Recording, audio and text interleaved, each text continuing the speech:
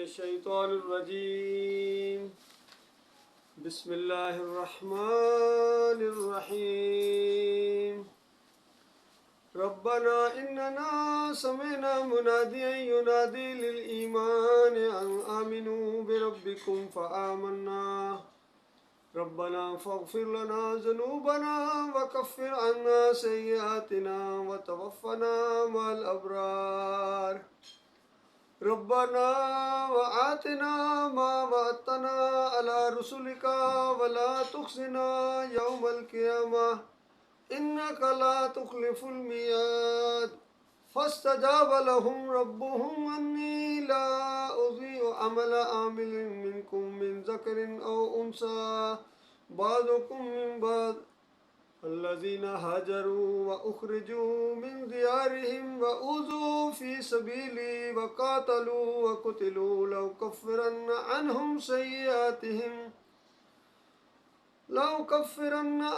سيئاتهم ولأدخلنهم جنات تجري من تحتها الأنهار ثوابا من عند الله واللہ عنده حسن الثواب۔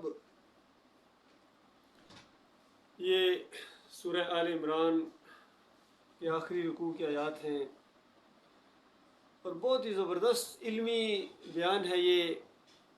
مالک نے اس کے اندر گویا ایمان خالص، توحید اور انسانوں کے لیے کامیابی اور فلاح کا راستہ، اس کا گویا خلاصہ بیان کر دیا ہے مختصر ترین انداز میں۔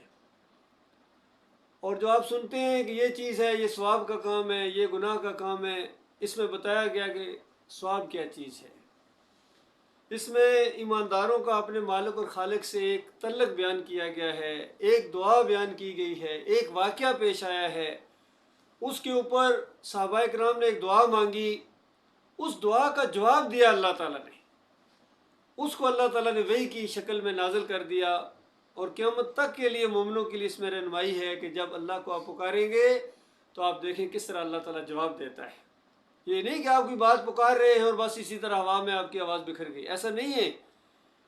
اللہ تعالیٰ اس کا جواب دیتا ہے، جیسا سورہ فاتحہ کے بارے میں بھی آتا ہے کہ مالک فرماتا ہے میں نے سورہ فاتحہ کو اپنے اور اپنے بندے کے درمیان برابر برابر تقسیم کر دیا ہے، اور میرے بندے نے جو کچھ مانگا اس کو ملے گا۔ جب بندہ کہتا ہے الحمدللہ رب العالمین، مالک فرماتا ہے حمدنی عبدی، میرے بندے نے میری تعریف کی۔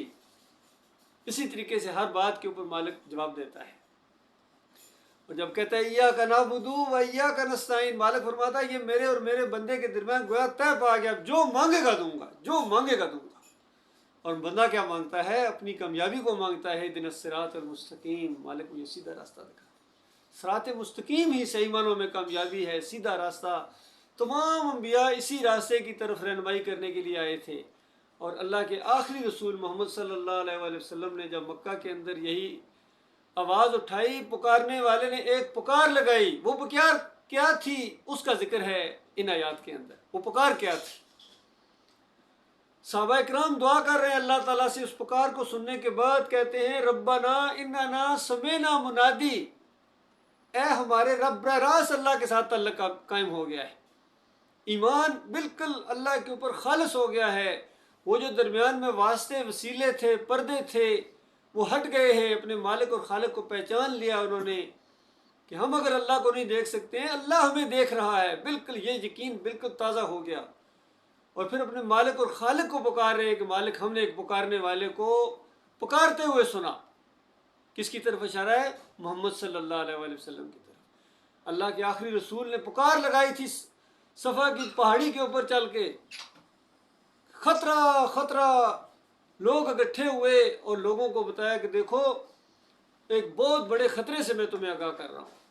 اور بالکل وہ منہ کھولے گویا حملہ کرنے کے لیے، جس طرح کسی قوم کے اوپر کوئی لشکر ہوتا ہے اور کسی کو پتہ چل جائے کہ میری قوم کے اوپر یہ لشکر حملہ کرنے والا ہے، اور وہ دوڑ پڑتا ہے اپنی قوم کی طرف، اور یہ بھی اس کو خطرہ ہوتا ہے کہیں میرے سے پہلے لشکر نہ پہنچ جائے، اس لیے دور سے پکارنا شروع کر دیتا ہے اس فکر کے ساتھ کہ بچاؤ بچاؤ بچاؤ اپنی جانوں کو، تمہارے اوپر ایک لشکر حملہ کرنے والا ہے۔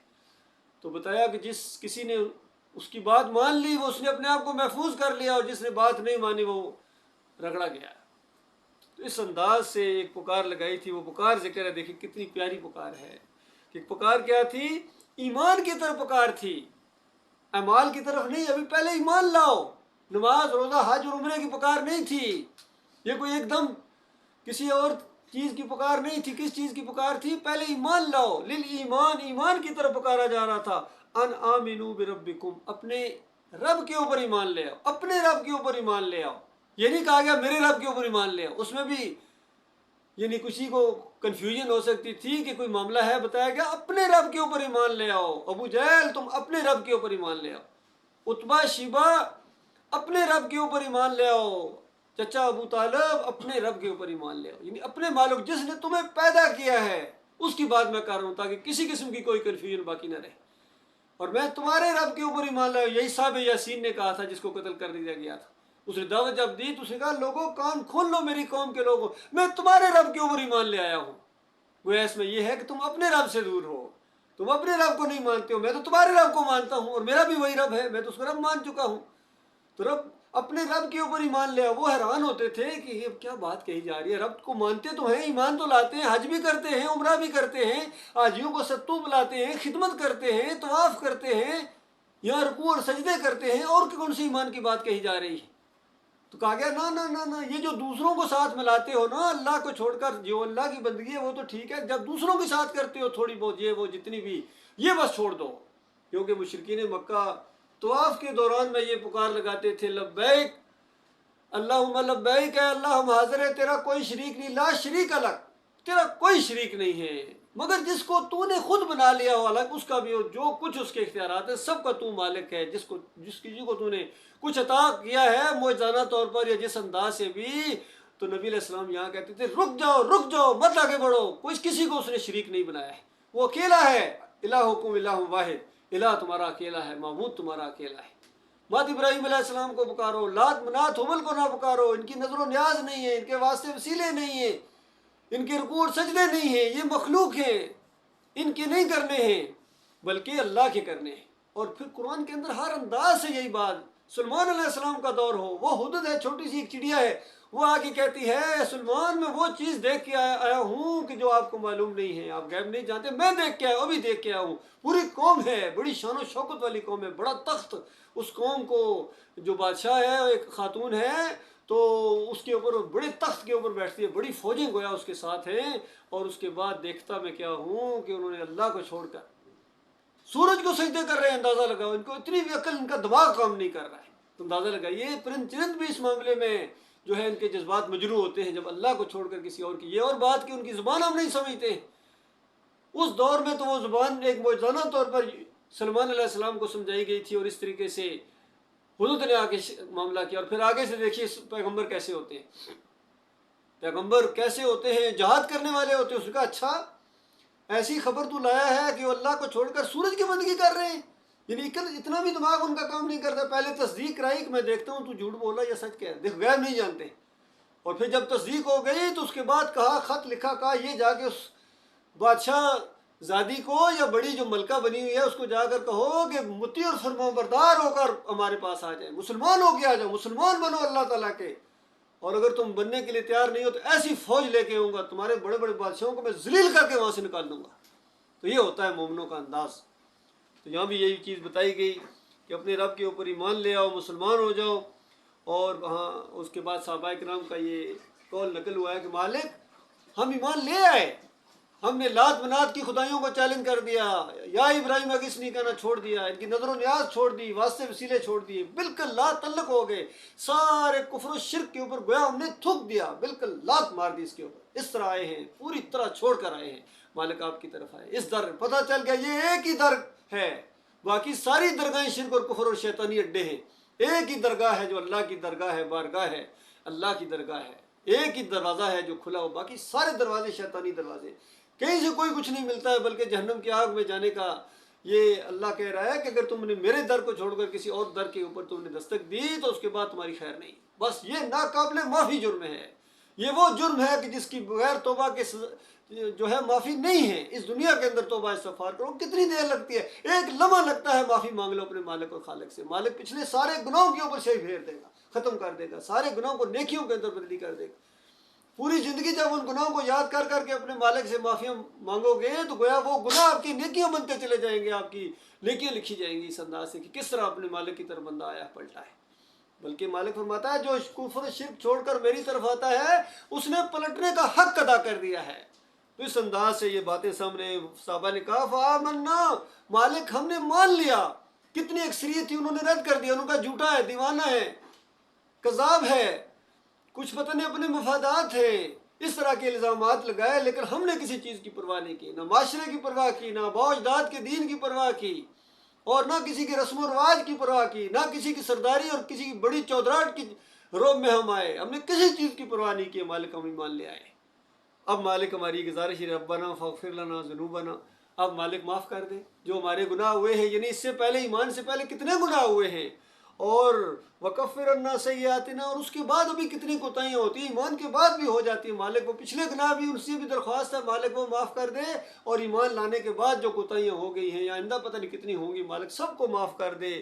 وتوفنا مع الابرار، اور بالکل آخری دم تک مالک وہ دعا ہے کہ مرنے سے پہلے تک جتنی کوتاہیاں ساری معاف ہو جائیں، اور جب ہماری موت آئے تو بالکل مخلص مومنوں کے ساتھ آئے.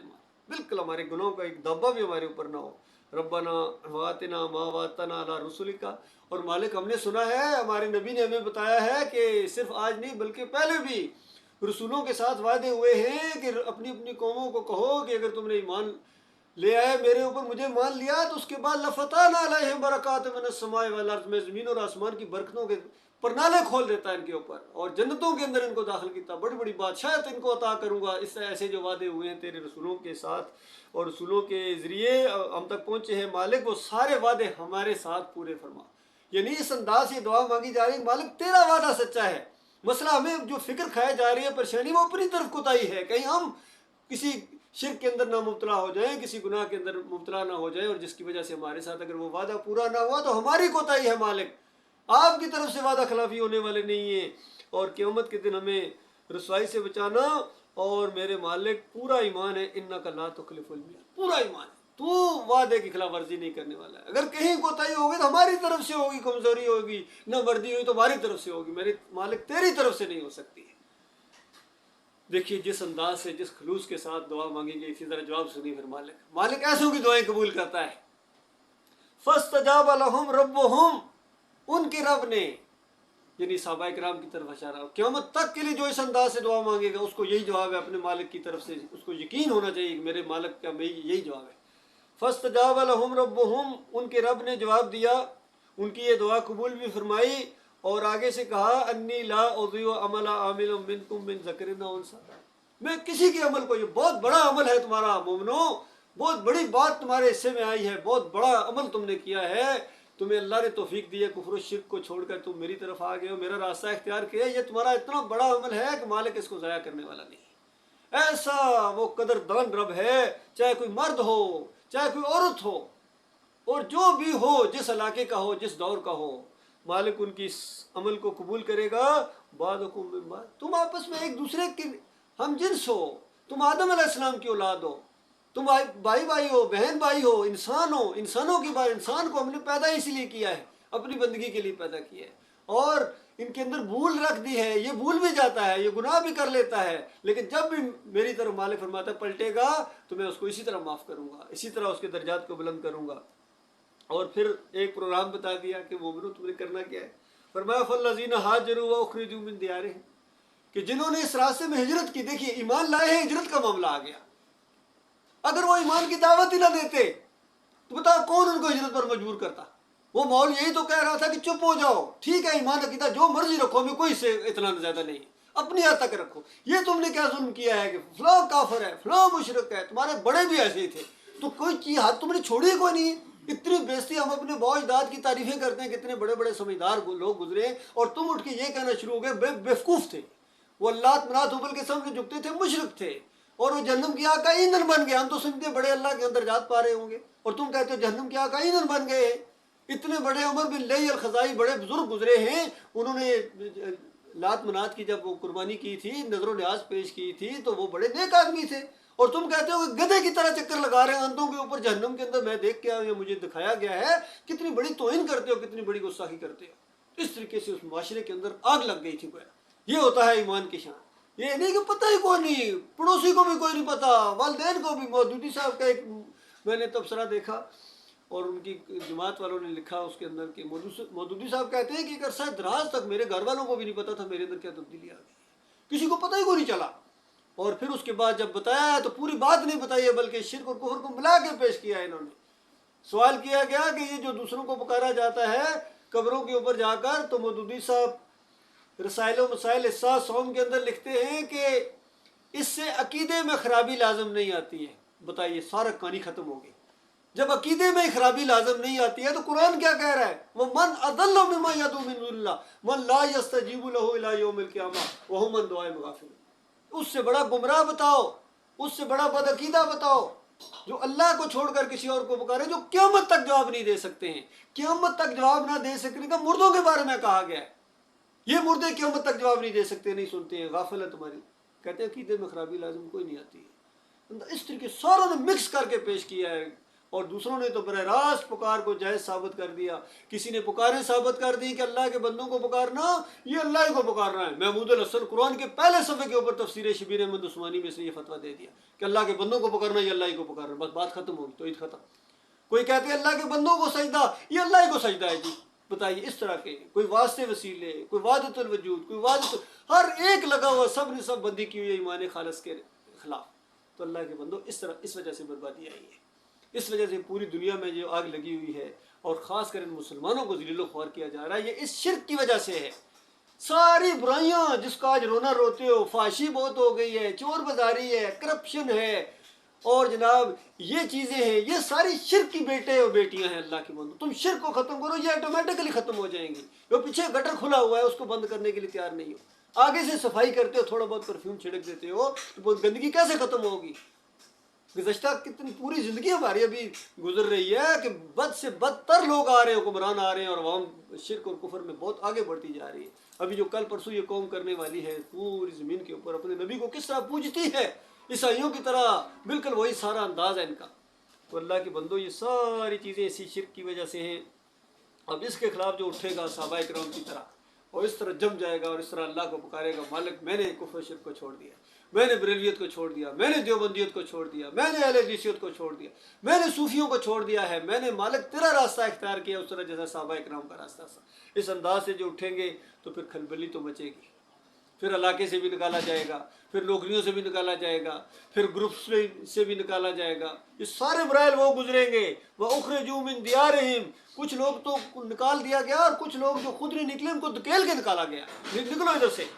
اور وَأُوذُوا فِي سَبِيلِي، مالک فرماتا ہے میرے راستے میں میری وجہ سے تکلیفیں آئی ہیں، میری وجہ سے تکلیفیں آئی ہیں ان کے اوپر۔ یہ غور کرو، اس نقطے پر غور کرو، جو بھی تکلیف آ رہی ہو ایمان عقیدے کے حوالے سے اللہ کی وجہ سے اگر آ رہی ہے، اللہ کے راستے میں ہے۔ فرمایا وَقَاتَلُوا وَقُتِلُوا، وہ آگے بڑھے ہیں، وہ ڈرنے والے نہیں تھے، وہ جھکنے والے نہیں تھے، وہ دبنے والے نہیں تھے۔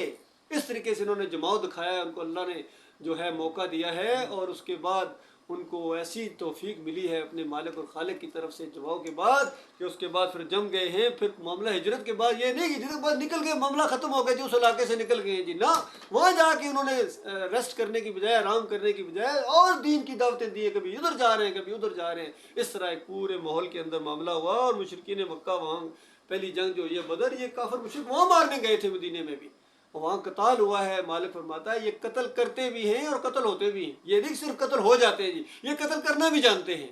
اس انداز سے جب ان کا معاملہ ہوا ہے، مالک فرماتا ہے لَأُكَفِّرَنَّ عَنْهُمْ سَيِّئَاتِهِمْ، ان کی میں برائیاں ختم کروں گا۔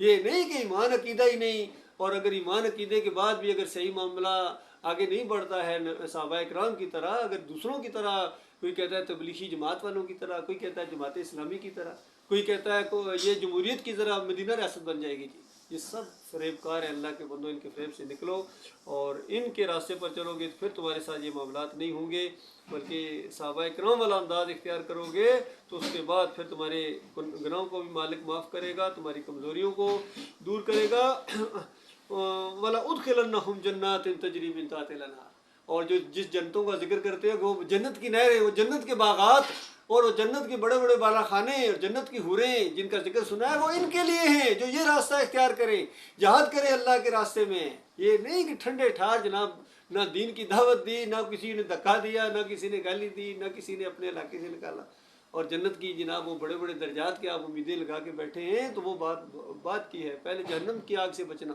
پھر اس کے بعد جنت کے درجات ہیں جس کا ذکر کیا ہے۔ مالک فرماتا ہے یہ سب کچھ ہوگا، یہ کیا ہے؟ ثواب من عند اللہ، یہ ثواب ہے، یہ ملے گا، ثواب ملے گا۔ باقی یہ جو کہتے ہیں میلاد منا رہے ہیں، 11ویں شریف دے رہے ہیں، اور جناب ہم چادر چڑھانے گئے تھے ثواب ملے گا، تو یہ کافروں مشرکوں کو جب جہنم کے اندر ٹھونسا جائے گا اس وقت اعلان کیا جائے گا کافروں کو مل گیا ثواب، آج یہ ثواب ان کا یہ ہے، اور مومنوں کا ثواب جنتوں کی شکل میں ہے۔ فرمایا واللہ عندہ حسن الثواب، اور اللہ تعالیٰ کے ہاں جو ثواب ہے، بدلہ ہے، وہ بہترین بدلہ ہے جو اپنے مخلص بندوں کے لیے مالک نے تیار کر کے رکھا ہو۔ کوئی جان نہیں جانتی کہ اس کی آنکھوں کی ٹھنڈک کے لیے مالک نے کیا کچھ تیار کر کے رکھا ہو۔ خون کا پہلا قطرہ زمین پر گرنے سے پہلے مالک اس کے لیے جنت الفردوس کے دروازے کھول دیتا ہے۔ اللہ کے بندو اس راستے پر آؤ، اس لیے کوشش کرو، اس کے لیے دل دھڑکے اور دعائیں ہوں، التجائیں ہوں اپنے مالک اور خالق سے، اور اگر یہ بات سمجھ میں آ گئی ہے تو اللہ کا شکر ادا کرو، اللہ کا شکر ادا کرو، اس راستے میں اللہ نے آپ کو قبول کیا ہے، استقامت مانگو اور جم جاؤ اس راستے کے اندر۔ مالک اس مسائل کا خالق ہے، اسباب کا رب ہے، وہ سب کچھ عطا فرمائے گا، علم عطا فرمائے گا۔ صرف آپ سے جو مالک نے چیز مانگی ہے وہ جو مرضی کے ساتھ جم جانا مانگا ہے، کہ اس کے بعد پھر لچک نہ آئے، کوئی کمزوری نہ آئے، پاؤں پیچھے نہ اٹے، یہ معاملہ ہے جب تک۔ ورنہ بڑے بڑے آئے ہیں، کچھ چند دن راستے میں چلتے ہیں، اس کے بعد کوئی نہ کوئی بہانہ بنا کے یہ کوئی کترا جاتے ہیں، کوئی پیچھے ہٹ جاتے ہیں، کوئی چپ ہو جاتے ہیں، کیونکہ معاملہ بڑا سخت ہے، بدلہ بڑا انمول ہے، راستہ بھی معمولی نہیں ہے، کہنا بڑا آسان ہے جم جاؤ، جم جانا بڑا مشکل ہے۔ پھر حالات جو ہے ایسے ماحول پیدا ہو جاتا ہے۔ اللہ تعالیٰ اس کے اندر استقامت عطا فرمائے اور مالک ہمیں جم جانے کی توفیق عطا فرمائے۔ وقول قولی ھذا استغفر اللہ لی ولکم۔